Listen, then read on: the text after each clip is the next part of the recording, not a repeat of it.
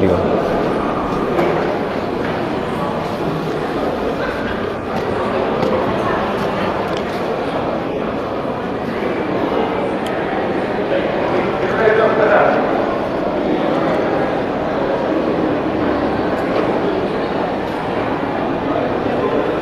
जय जीवनदान।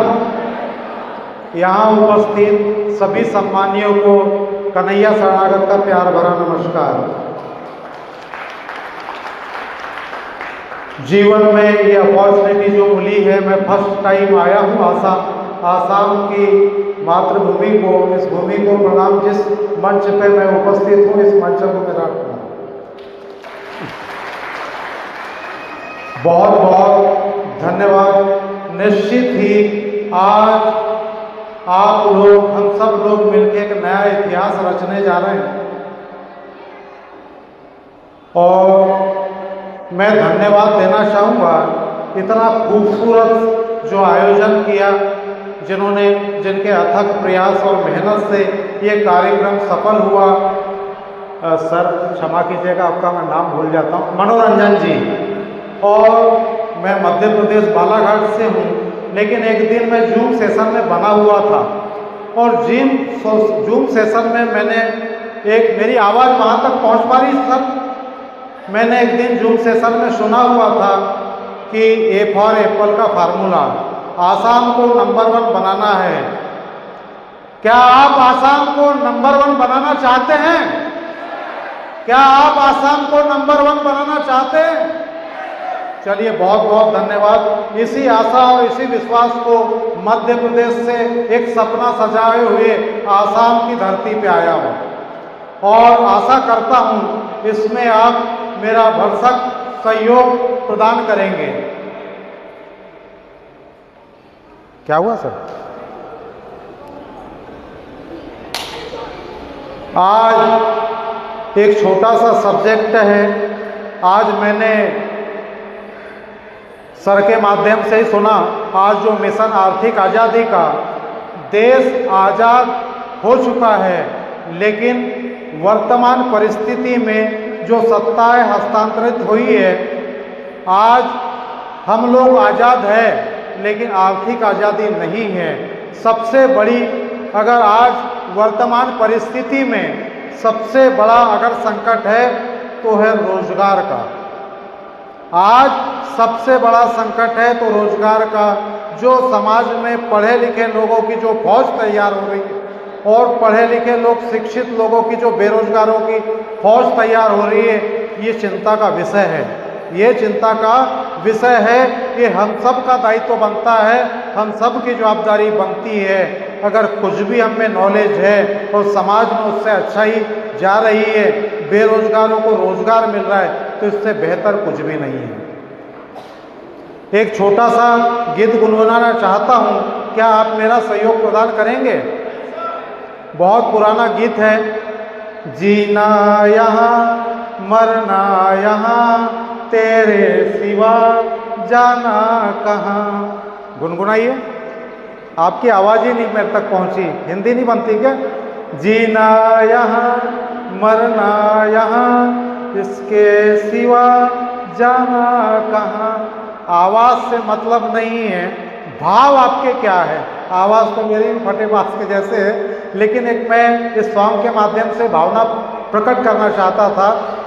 दूसरी चीज़, आज बड़ी खुशी की बात है, आज ये कंटिन्यू पूरे भारत में मैं जहाँ जहाँ भी कहना चाहिए जीवनदान परिवार का प्रशिक्षण शिविर हुआ, वहाँ मैं गया।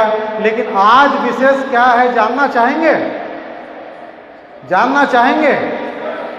चलिए, मैं वो बात पहुंचाना चाहता हूं। और मेरा मन क्यों प्रफुल्लित हुआ, इसमें सबसे बड़ा कारण क्या है? कितने लोगों को पता है कि भारत सरकार ने 50-50% का आरक्षण दे दिया है? पता है आपको?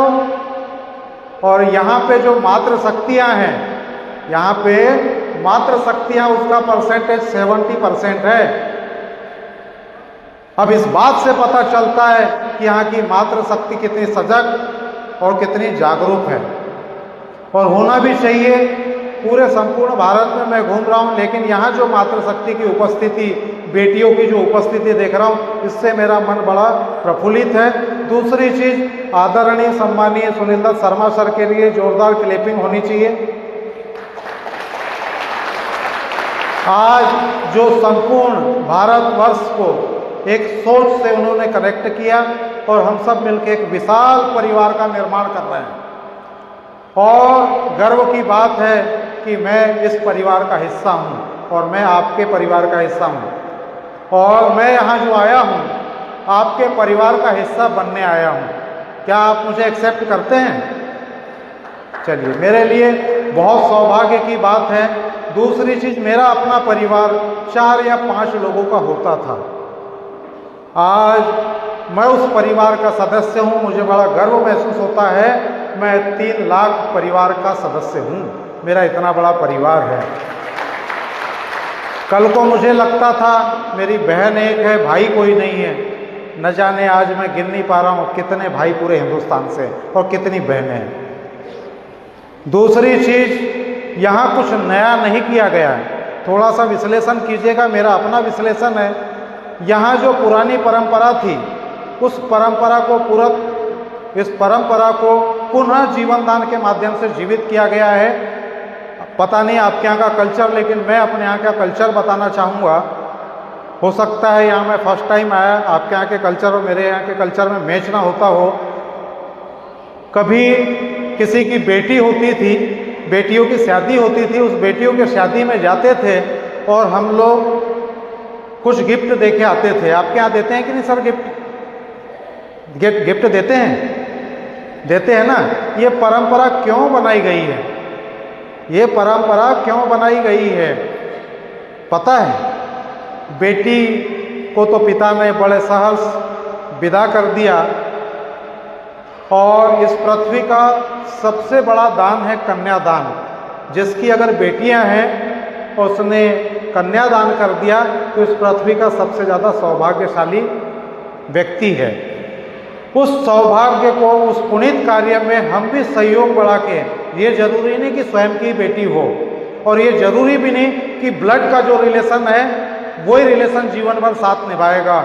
मैंने ऐसी भी परिस्थिति देखी है, अखबारों में, सोशल मीडिया में अरबों रुपए की संपत्ति पैतृक छोड़ गए और पिताजी ने दम तोड़ दिया अनाथ आश्रम में, और बेटा अंतिम समय में कांधा भी देने नहीं गया।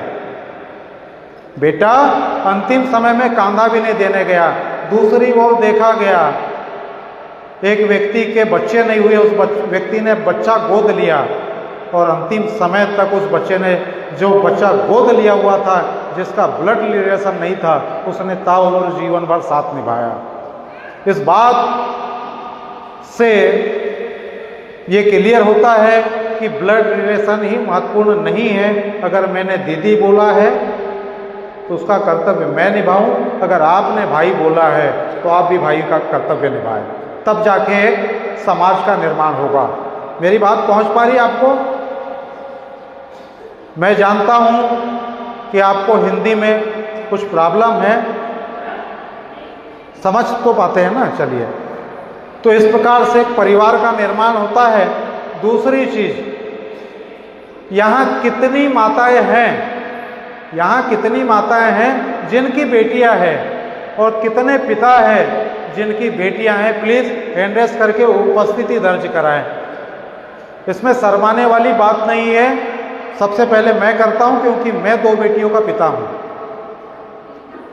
ठीक, बहुत बहुत धन्यवाद। उपस्थिति बहुत कम है। बेटों की जनसंख्या आसाम में ज़्यादा है क्या? बेटियों की जनसंख्या कम है क्या? बेटों की जनसंख्या ज़्यादा है क्या? हैंडरेस बहुत कम है। चलिए कोई बात नहीं, जितने हैं बहुत बढ़िया। आज जिनके हैंडरेस है वो संकल्प ले, वो संकल्प ले। और मैं जिस बात को दोहरा रहा हूँ, प्लीज़ मेरी बातों पे विश्वास मत कीजिएगा, लेकिन विश्लेषण जरूर कीजिएगा। मैं हर उसमें बोलता हूँ कि दुनिया गणित से चलती है। गणित अगर आपको आ गया, धन ऋण के गणित की बात नहीं कर रहा, जीवन का गणित, अगर आपने अपने जीवन का अगर विश्लेषण कर लिया तो जीवन भी बेहतर हो जाएगा। नॉलेज कितने प्रकार का होता है? धन ऋण गुणा भाग के बाद भी शिक्षा है ना?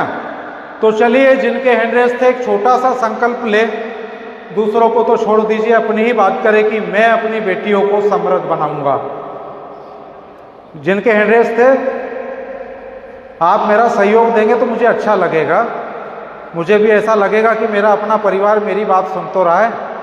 एक कहानी बताऊंगा, इसके बाद मेरा परिवार मेरी बात तो सुन रहा है ना। तो आज संकल्प ले कि हम अपनी अपनी बेटी को समृद्ध बनाएं।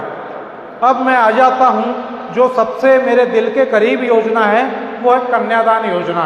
क्या कन्यादान योजना के विषय में खूबसूरती जानना चाहेंगे? अगर 100% एक विश्वास के साथ कह रहा हूं और मैंने ये रिजल्ट देखा है और महसूस किया है, अगर 100% ये बात आपने लोगों तक पहुंचा दी तो रिजल्ट इतना फास्ट हो जाएगा जो आपने कल्पना नहीं किया होगा। मैं आगे बताता हूं कन्यादान योजना क्यों बनाई गई, इसके पीछे उद्देश्य क्या है, रीजन क्या है और समाज में क्रांतिकारी बदलाव क्या आने वाला है। क्या आप उस बदलाव के लिए तैयार हैं? दूसरी चीज, अगर ये कर पाते हैं, अगर ये बदलाव कर पाते हैं तो जब भी आने वाली जो पीढ़ी है, आपके बच्चे, छोटे भाई, छोटे बहन, तो आपका या मोहल्ला, पड़ोस, गांव या तहसील ये बड़ा सम्मान से नाम लेने वाला है और सम्मान भी मिलेगा। सम्मान पता है किसको मिलता है? व्यक्ति स्वार्थी होकर अगर जो काम करता है उसको सम्मान नहीं मिलता, समाज कुछ नहीं देता। लेकिन परोपकार की भावना से, लोगों की मदद करने के उद्देश्य से अगर किसी की मदद की जाती है, वो व्यक्ति इस पृथ्वी पे रहे या ना रहे, लेकिन वो उसके विचार अगर जीवित है, वो पृथ्वी पे व्यक्ति जीवित ही है, वो अमर हो चुका है। दूसरी चीज, कन्यादान योजना जो बनाएगी, इसके पीछे उद्देश्य जो है, संपूर्ण भारत की बेटियां अगर समृद्ध होगी तब जाके समाज समृद्ध हो पाएगा। इस बात पे कितने % विश्वास करते हैं? करते हैं। दूसरी चीज, शहर सक्षम होगा तो देश सक्षम नहीं होगा, लेकिन गांव सक्षम होगा तो देश सक्षम होगा 100%। आज सबसे बड़ी, आगे मैं उस सब्जेक्ट पे आऊँगा, एक साथ 2 सब्जेक्ट को नहीं लेता, कन्यादान के विषय में बता रहा हूँ। तो सम्मानित सुनील दत्त शर्मा सर के लिए एक बार फिर से क्लैपिंग हो जाए, क्योंकि ये खूबसूरत सी योजना जो खूबसूरत समाज का निर्माण करने वाली है और हम सब इसमें सहयोगी बनने वाले हैं। कन्यादान योजना, अगर एक बात बताई है, मैं यहाँ आपको प्रूफ भी बताऊँगा। आज हर माता पिता ये चाहता है कि मैं अपने बच्चों को सफल बनाऊँ, चाहता है और पूरा 100% एफर्ट लगा के मदद भी करता है। यह सच्चाई है, यह सच्चाई है। अब एक छोटा सा एग्जाम्पल है, 200 रुपये या 500 रुपये रोज की अगर मजदूरी कर रहा है और 5 लोगों का परिवार है, विश्लेषण करते जाइएगा, मैं जो बोलते जा रहा हूँ, 200 या 500 रुपये की जो मजदूरी कर रहा है, वो व्यक्ति अपने बच्चियों को अगर सपने दिखा रहा है कि मैं MBBS डॉक्टर बनवाऊंगा, IAS या IPS अधिकारी बनाऊंगा, तो वो कोई गुनाह कर रहा है क्या? गुनाह कर रहा है? नहीं कर रहा है। क्या उसका अधिकार नहीं है? क्या ऐसा कहीं किसी स्कूल में लिखा है कि गरीबों का सपना देखना? नहीं है, सपना वो भी देख सकता है।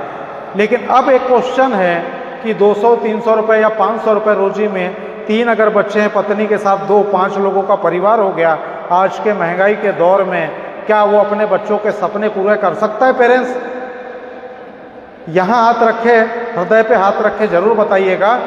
मेरे साथ आप बने रहेंगे तो ज़्यादा आनंद आएगा।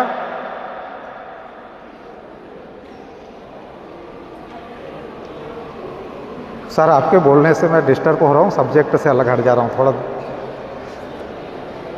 तो क्या कर पाएगा? विश्लेषण किया आपने? किया सर? हो कर लेगा? नहीं करेगा। उस व्यक्ति की मदद कौन करेगा? उस व्यक्ति की जो सपने देख रहा है उसका पिता, और वो बेटी भी सपने देख रही है, उसकी मदद कौन करेगा? मैं करूँगा। कैसे होगा? जीवनदान परिवार में आएगी तो उस बेटी का सपना भी पूरा होगा जो पिता ने उसको खुली आंखों से सपने दिखाया है। होगा या नहीं होगा?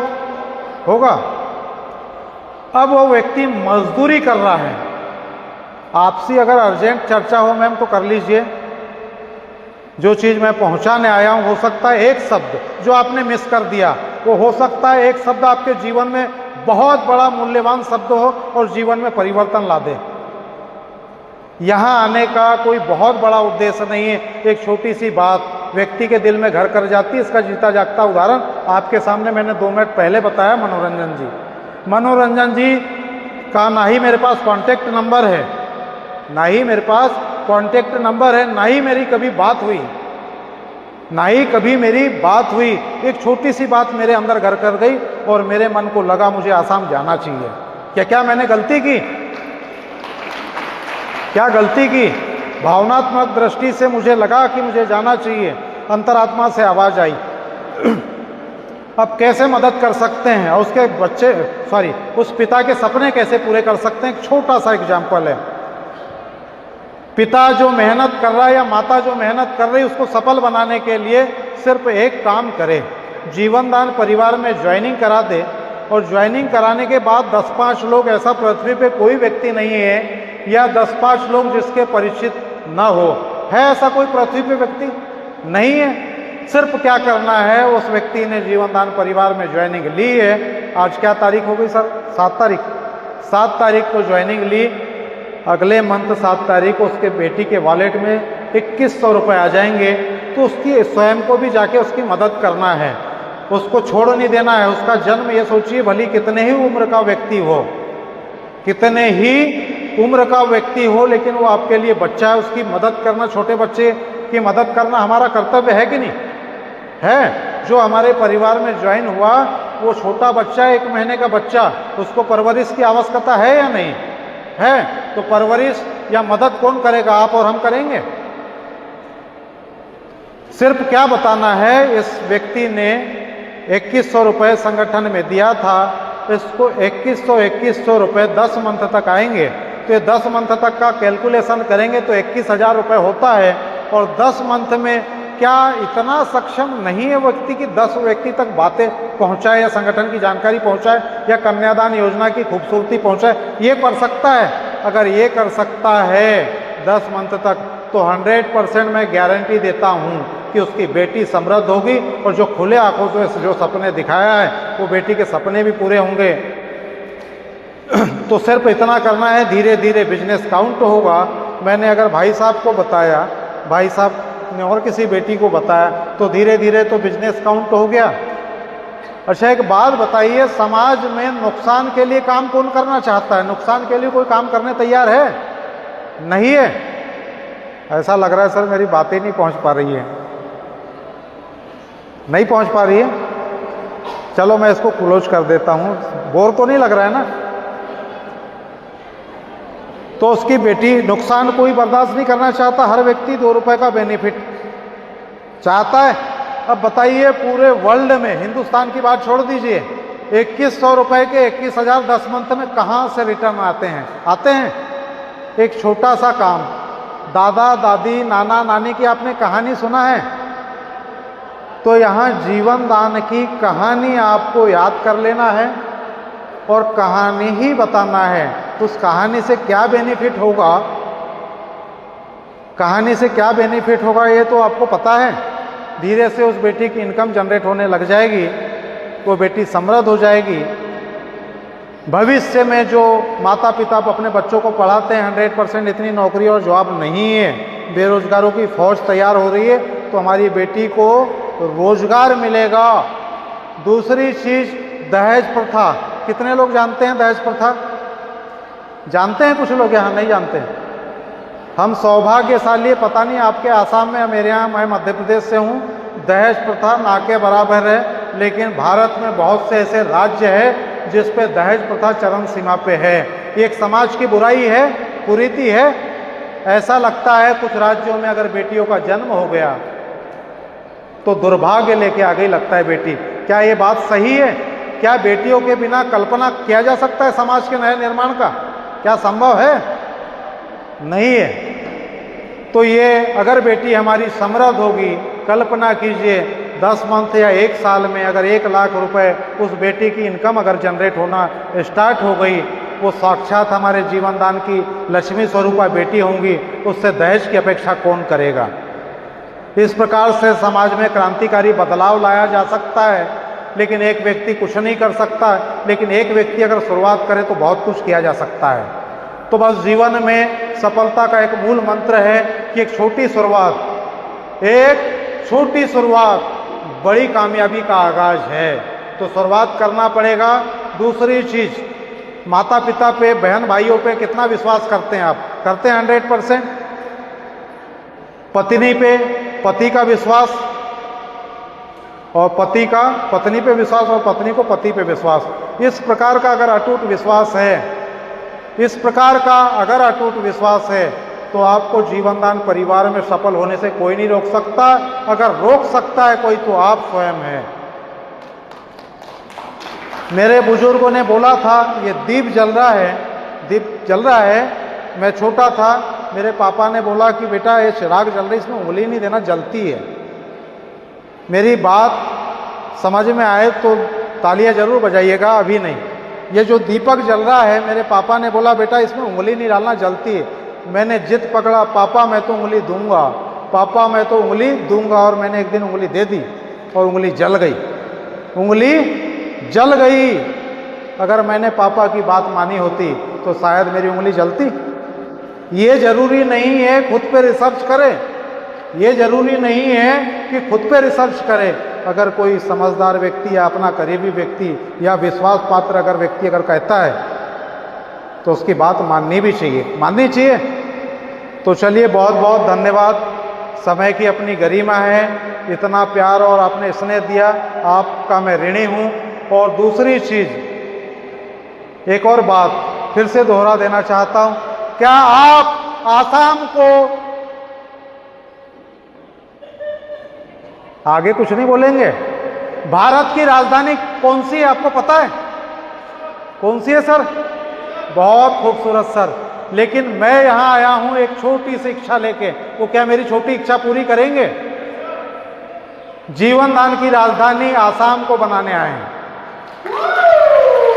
जीवनदान की राजधानी आसाम को बनाने आए हैं। और इस बात का जीता जागता उदाहरण है सम्मानीय हरदीप सर पंजाब से, सम्मानीय रविराज सर मध्य प्रदेश इंदौर से, मैं स्वयं मध्य प्रदेश बालाघाट से, और स्वयं संस्था के संस्थापक आदरणीय सुनील दत्त शर्मा सर भी यही मंशा लेके आए हैं कि भारत में आसाम को नंबर 1 बनाना है, लेकिन आपके सहयोग के बिना कुछ नहीं होगा। तो विश्वासम फलदायकम। जय जीवनदान, बहुत बहुत धन्यवाद। जय हिंद, जय भारत। আমার সম্মানীয় কানাই স্যার